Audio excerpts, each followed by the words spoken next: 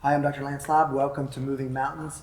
I'm here today with Dakota Calic, owner and title agent of Alpha Abstract Title Agency. Dakota, so nice to be here with you. Our mutual friend Justin Kodroff connected us recently.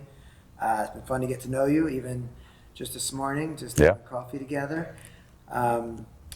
Really want to, learn more about how you've gotten to where you are now, including personally and professionally. I know you're almost 5 years into your new company, hit a lot of major milestones to getting to where you are now. Can you tell us your story? Yeah, I kind of woke up and just got there. No. Our story's interesting. My brother and I were a year apart. We're best friends. When I graduated college, I went to Penn State. I graduated from the business school at Penn State. Like anybody at 21 years old, I didn't know what I wanted to do with my life. I knew I didn't want to just get a corporate job. So I took the unconventional path, as most of my other friends, which probably helped me to get to where I am now. But what I did was I started working with my uncle. He's a real estate attorney up in Bensalem, so in the Philadelphia region. And he owned a title company of his own. It didn't do much business, but as a real estate attorney in PA, because title insurance is very law intensive, real estate law intensive, you get ingrained pretty quickly. So all of his legal clients that he was able to bring them in and work on their title insurance as well. What I wanted to do, I wanted to get involved in real estate development. My uncle was going to be the capital partner, and I was going to do all of the sweat equity. So we were buying homes, fixing and flipping. We bought a student apartment building. And that's how I learned a lot about real estate. I learned a lot about construction. And anyway, when my brother graduated a year later, he wanted to do the same thing. He was a finance degree from Penn State. He joined us. We only had so much cash flow at the time from the real estate, so we couldn't afford another salary. So he got his title license first, actually. He learned how to run my uncle's title insurance company. He did everything. And because he was just thrown into that and had no real training, no help from my uncle, nothing, he learned how to completely run a title company in about a year or two. Wow, that's impressive. Yes. So while He was wearing all the hats. he was wearing every single hat, from new order to clearing title to handling the settlement to eventually getting his notary so we could notarize the document to cutting and sending out and signing the check. So he did everything. I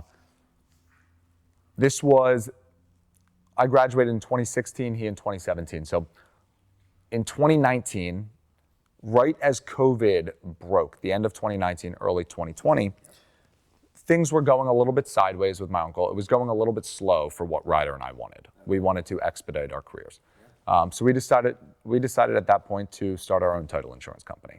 We saw the fruits that the labor was bearing, and we thought this could be a very profitable business. In landscaping the title industry, there seemed to be a lot of older title owners and a lot of outdated title companies, and we were maybe coming in younger with a different mindset, hopefully being able to provide a different value proposition. So we started our own in the beginning of COVID in March of 2020, and here we are 4.5 years later, and it's been a wild ride along the time. Yeah, wow, so much to dive in there. I know you guys have really had some impressive growth. If you want to speak to maybe some of the milestones you hit, and also I know you've done something I'm very passionate about. You've been able to, pay yourself basically, right? Even if it's not from the way the IRS looks at it. I'm a big advocate for owners setting aside compensation commensurate for the roles they have and looking at their profit number after that. So how have you been able to do that? What are some of the innovative things you've been able to do to accomplish all those things? Yeah, of course. So all of that stuff is really important. When we first started the company, we each had a salary under my uncle of about $50,000 a year. So our whole goal was, at the age of 25 and 24 years old, how do we now go work for ourselves and replace that salary? That was everything. That's all we thought about, right? We didn't think about building a big company and all of the things we think about now. We eclipsed that mark pretty quickly. After year one, we each doubled the amount that we were making before. So we were like, okay, there's something here. Now, this was a booming real estate market. So we probably got, I don't want to say a little bit lucky, but we were in a time that was Although it was COVID, it was perfect to start the business. Yeah. Yes. But we were doing everything. It was just Ryder and I, just my brother and I. We had no secretary, no employees, no help. We did every single thing. We worked 10 hours a day, tried to pick up new business, worked on every single deal, just to replace and supersede the income we had. It's year one. From that, in year two, we no longer had an emphasis on what we were each bringing in salary-wise. It quickly happened that in year two, we surpassed the $1 million revenue mark. And then that brought a whole new slew of things. So to get to the $1 million revenue mark, Ryder and I, again, were still doing everything. We hired our first employee at the end of that year. Her name was Gabrielle. She was completely untrained, knew nothing about title. Hiring title people at this time was really difficult because the title and real estate market was booming. So to get any kind of, talent or help that we needed was way more than we could afford, or at least what we felt at that time we could afford. We eclipsed $1 million in revenue. We brought in Gabrielle. We lost Gabrielle. We got right back to just the two of us, which felt like a major step back. It stunk. It felt like at this point, all we want to do is grow, and we're going backwards. And we plateaued at the $1 million revenue mark for the following year as well. We are at a plateau. We can only do so much with the time we're putting in. We need to bring in other people to take on the tasks that are no longer worth our time. We hired a secretary. We taught our secretary, Joan, how to do everything. She's still with us today. She's the best. We taught her how to do all of the secretarial work and take that off of our plate. We hired another title employee with experience, then another title employee with experience. Now, fast forward here in 2024, we have 7 employees. Most of them, one of them is a secretary. The others is a sales rep. The other 5 all have 20, 25 years of title experience. So we realized in that moment, we can bring on people that know as much or more than we do to focus on the grunt title work, while we can now free up our time to focus on how the heck are we going to actually stand out and build this thing. Yeah, so we talked about earlier, we both have a mutual admiration for Ben Hardy, and it sounds like you've been applying some who, not how. Yeah.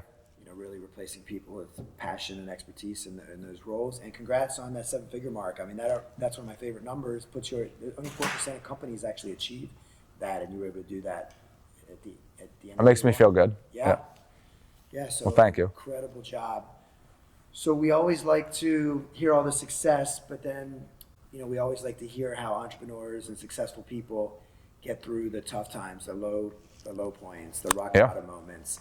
Including from a mindset standpoint. How did you do that? I'm sure there's been lots of challenges already in business before that to get to this point. Yeah, well, I'll start off by saying we have been very fortunate to get to where we are now. As you just mentioned, with Dr. Ben Hardy and Dan Sullivan, one of the books I read, The Gap, Not the Gain. It teaches you to focus on how much you've achieved in such a short period of time, as opposed to constantly feeling like you're not getting to where you want to go and kind of moving the goalpost. I did that for a while, and that's not a great feeling. It's a lot nicer to feel like you step back and you see all the fruits that it's bared. Go ahead and start that sentence again, because you can just edit that, and maybe just start with the and instead.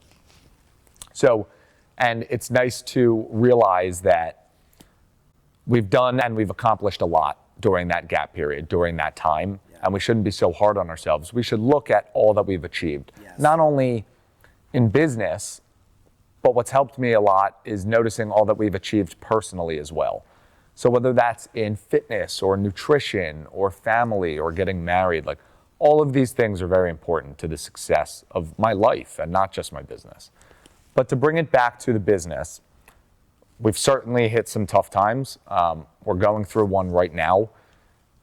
So it's fresh on my mind. We made our biggest hire. Our biggest hire was a experienced sales leader. So instead of bringing on a sales rep, which myself or my brother would then have to train up and spend all of our time teaching them how to do it and how to bring in title business, we wanted to bring in a sales leader, somebody that's going to build out our sales program. We were going to funnel the cost. We bring in a sales leader, someone who's done it before, knows how to bring on new revenue and expand us from 1x to 5x, or from 1x to 10x, because it's easier than getting to 2x. So we figured, and again, with who not how, who can we bring on that's going to expedite our growth? right? And for us, that's going to look like capital involved, and that's fine, and some time. We didn't even make it a year, and that was our most expensive hire by far. And as of a couple months ago, we had to let him go. Okay. It stunk, and now we feel like we're back here at ground zero, and we feel like we wasted a whole year. We wasted a ton of money. We wasted a lot of time, a lot of energy, and it stinks. A lot of time and energy. I would argue that that's probably an investment. There you go. So the way we've looked at it now is we spent a lot of time figuring out why it was not the right hire, and now we have a better idea of what might look like the right hire. Absolutely. So while we did spend a lot of time, we spent a lot of time, and we certainly spent a lot of money. Yes. I don't think it was wasted. Yes, agreed. That's how I'd like to look at it. But it's tough. It was a tough time. I mean, when you look at all that it cost over that year, you start to feel regretful, and that's a tough feeling. Yeah, for sure. I think that's the right mindset. And how about from a mindset standpoint through all these things? Is there any certain approach that you use to get through these challenging periods when you just get punched in the gut because you lost key people? Yeah. Again, we try to figure, where we came from, how we got here, how quickly we got here, how lucky we are to have gotten here. And then we look to people such as yourself, an executive coach we've worked with, other entrepreneurs and experienced professionals who say wealth and business creation is not created overnight. Right. So, I guess moving on to some more things, so much more I want to ask you about. I know you want to build something, that has value, build something that's scalable. So with all you've learned and you're pre-starting the business and now in business and reading, how are you going to accomplish, building something that has value and, do you plan to keep or sell it? What's, maybe tie it into even some of your vision? Yeah, it's a very good question. I can't say conclusively whether we plan to keep or plan to sell. I do know that I would like to build a business that can be attainable via a sale, which is not easy in a service-based business, especially when all of our clients rely on the founder and I, my brother and I, as the point of contact. So it's something we think about is, how would somebody value our business? Is it just based on earnings and a multiple off earnings? Are you looking at revenue? Or who are we selling to? Are we selling to private equity? Are we selling to a bigger fish, a bigger title company? Are we selling to an underwriter? Right. How do we position ourselves to, be attractable and attainable via a sale? Yeah. And what we realized conclusively, and there is no way around this, is we need to build a business that does not rely on its owners. Yes. Right? We need to build something that is self-sustainable, does not rely on my brother and I, so that in the event when we step out and we can say, hey, we have something here that when we walk away, if it looks like a buyout agreement, it's protected and it's turned into a tangible asset, right, which is not easy in a service-based business. No. We don't have 5-year contracts we sign. We don't have a proprietary product that we've built, right? It's all relationships and all service. So if we can build a company, right, where we have sales reps or we have different value propositions as to why end consumers work with Alpha Abstract Agency, something that differentiates ourselves and shows a linear trajectory of growth, especially to top line revenue, that is not leaving when my brother and I step away from the business, then we may have something that we can sell. Yeah, I came from a service-based business, so it is possible. And, I really resonate with Michael Gerber and, thinking about what, just like you were going to franchise. So it's your systems and your processes. Even you combine that with incredible people and you've really got something special. So no, that's terrific. And I think keep working on your vision and you'll figure it out. You may want to keep your valuable asset, which is, our original plan, but you can't predict everything is sort of, I learned. We're figuring that out. Yeah, we're figuring that out. Okay. And what would you say is your biggest value proposition within the company right now, or what do you want it to be? Because you mentioned that at the very beginning, and even right now, that's really important. Yeah, absolutely. So the title insurance space is interesting. It's unlike any other business in that the product we sell is all the same, and the price is pretty much fixed. So that's an interesting dynamic. How do you separate yourselves, right? When you're shopping for a title insurance policy, if you're shopping for a title insurance policy out there, it's all the same. Yeah. Same product, regardless of which agency you work with, regardless of which underwriter. You shop for home and auto, you're going at price, first thing. Who's giving it to me cheapest? Yeah. Title, that's not a thing.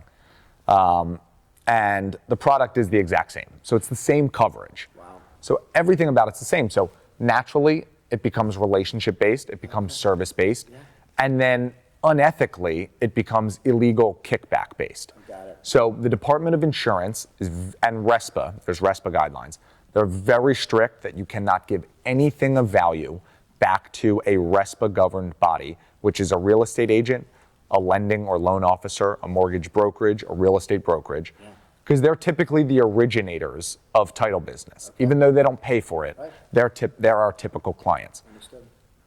Naturally, if somebody would say, well, the price is fixed, I can't go lower for your end consumer, they would say, okay, well, just give me a kickback outside of closing. That happened all throughout time. So the business changed, and all of these title owners spun up joint ventures or affiliated business arrangements that live in kind of a gray area. They're supposed to be legal, but nobody that I've seen runs them compliantly, which is another major issue.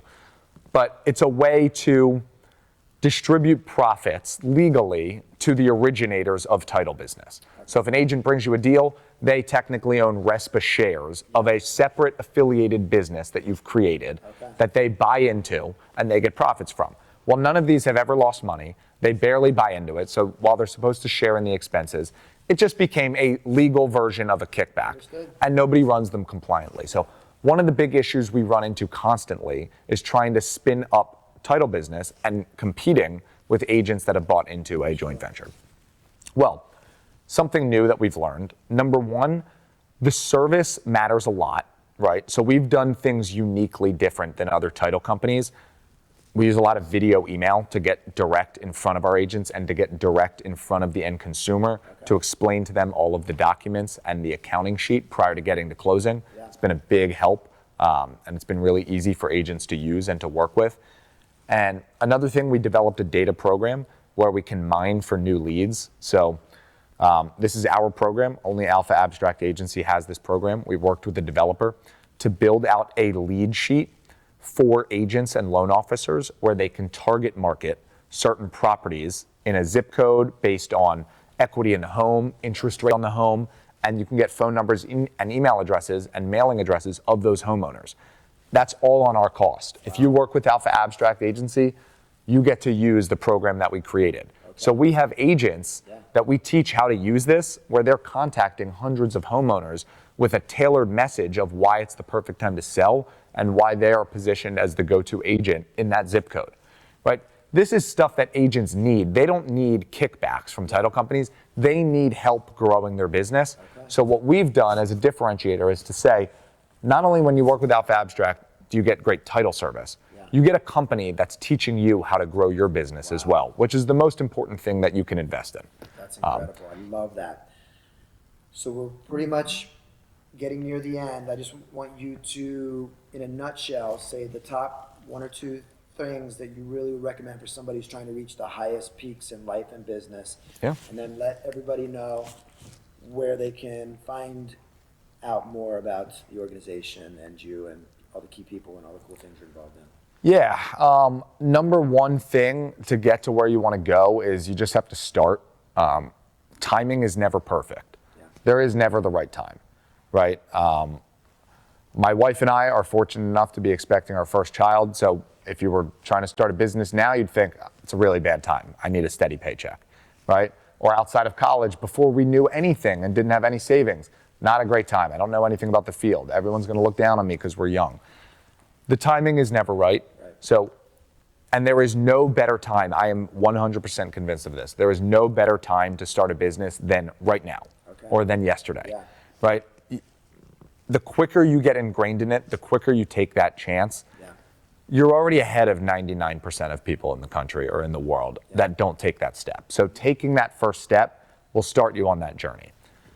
The biggest lesson I've learned since that, number two, is to make sure you buy and protect your time, right? So for whatever business you want to get into, trust me when I tell you, the one thing that I've learned is there are people that know how to do the functions of that business that aren't cut out to run a business. So focus on running and growing a business, and focus on bringing on people that can do the little tasks that free up your time. Doing that has gotten us to a point where I can sit down here and give advice and work with new agents and step away from my desk and step away from processing title for 12 hours a day. And from that, I'm confident we're able to get on the journey that we can, instead of 2xing our revenue, we can 10x our revenue. I love it. And where can people find you? So you can find us all over. We do have a website, alphaabstractagency.com. You can email me directly, dakota@alphaabstractagency.com. You can check out our Instagram as Alpha Abstract Agency Instagram, and my personal Instagram, Dakota_Calic, which is just littered with title stuff and my personal life stuff as well. So getting in touch with me is pretty easy. Awesome. Dakota, thank you so much. A lot of good stuff there. Appreciate all the insight from your journey. We'll definitely see you soon. We'll definitely keep in touch. Thank you very much, Lance. I appreciate the opportunity. Absolutely. Thank you for tuning in, and we'll see you next week on our next Moving Mountains. All right, you're out. All right, brother.